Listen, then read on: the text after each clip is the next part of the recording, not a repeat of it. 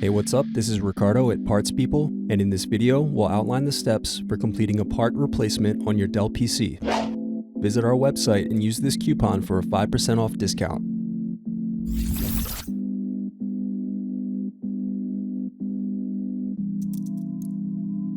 Slide open locking mechanism and remove battery cover.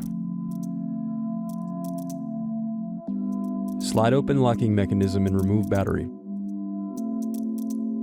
Then unscrew and remove hard drive.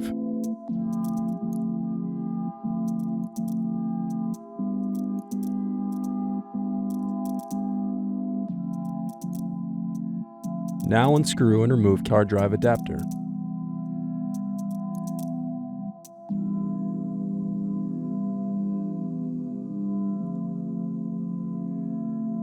Thanks for watching.